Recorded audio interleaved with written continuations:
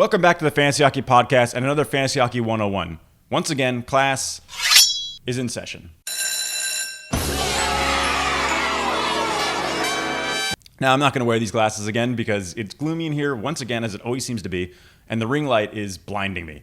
So I'm going to go ahead and take these off, use them just as a prop, and mention that what we're talking about today is going to be free agent acquisition budget, or FAAB, or FAAB. Now, let's talk about some terms first so we can get an understanding of what this actually means. First of all, what is free agency? This is kind of the big question, one of them. Free agency is every player that is not on a roster that is not on waivers. Okay, what is waivers? When you drop a player, let's say I drop Nazem Kadri. In most leagues, they will go to what's called waivers, which essentially gives everybody a chance to see that this player has been dropped and have an opportunity to pick them up.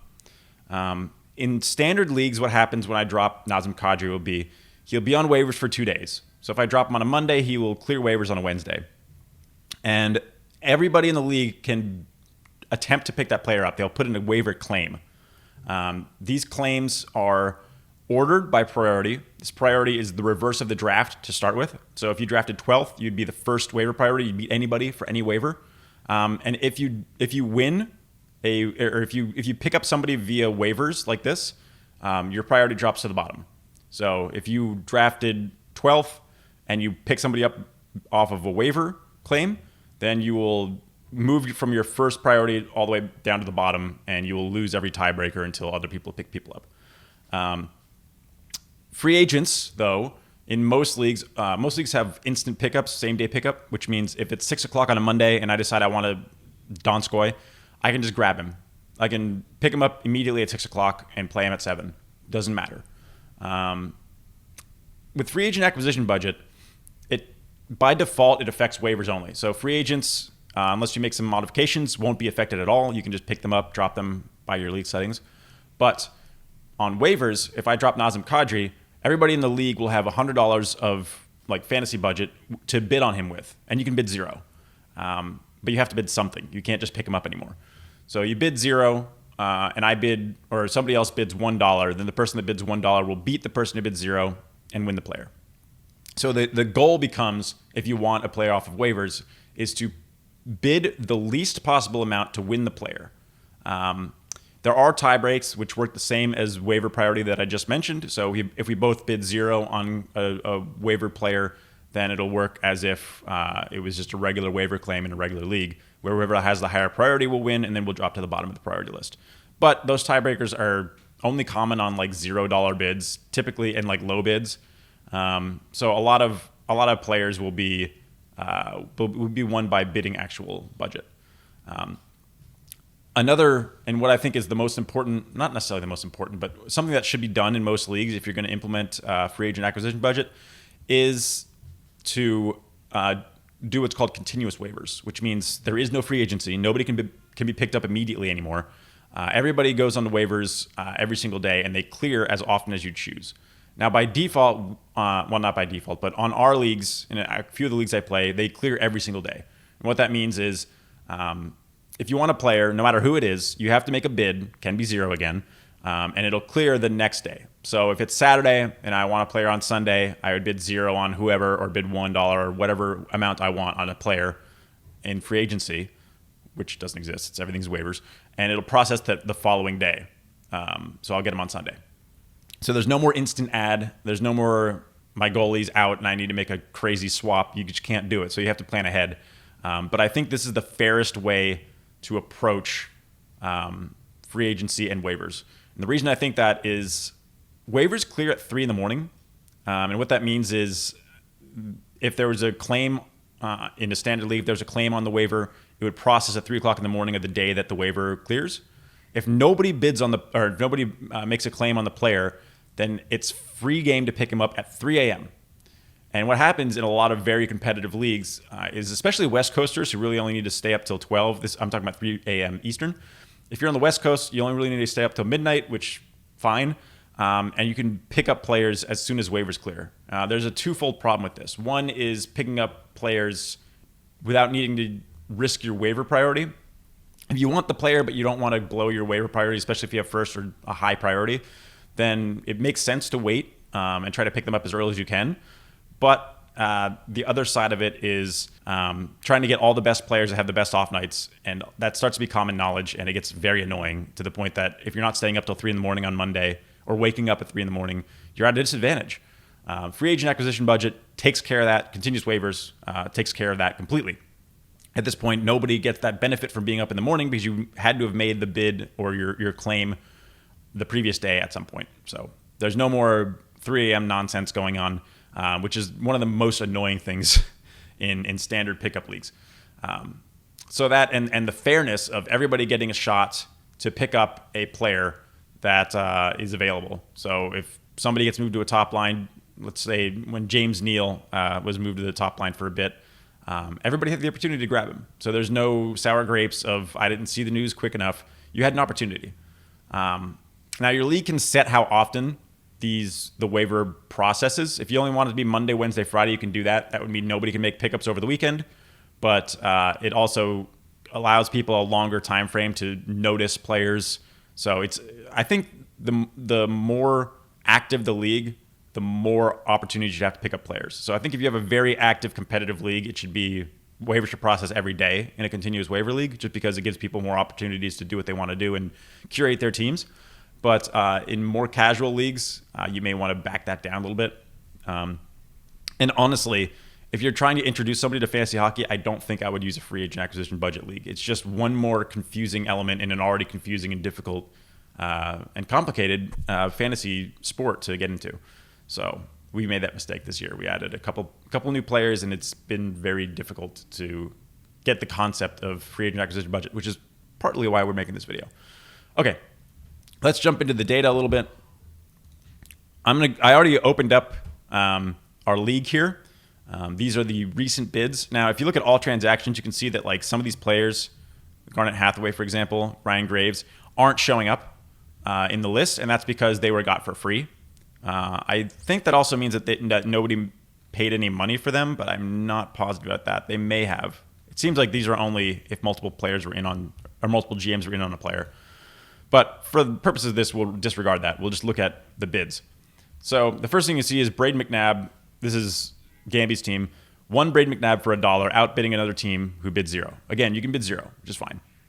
And then you look at the next one, and I bid $12 on Duclair, outbidding my opponents way too much. So ideally, I would have bid $3 on Duclair here, but I really thought that Gamby was going to bid more.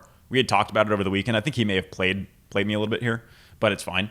The reason I did this is because I think Duclair is a long-term hold, and he also fits my team very well. He plays 2 off nights this week, and he plays Saturday, which I actually had a spot for. So for me, this pickup added me 3 starts, 3 quality starts that I really like Duclair. So I'm happy with this. Here you can see these priorities, a lot of $0 bids, which is typical.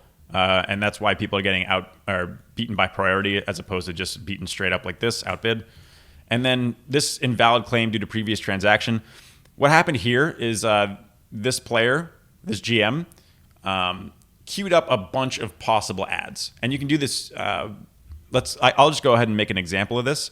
If I wanted to, let's say I wanted to pick up Blake Coleman, and I wanted to drop, we're going to throw this out anyway, but okay, so don't do this. This is just an example.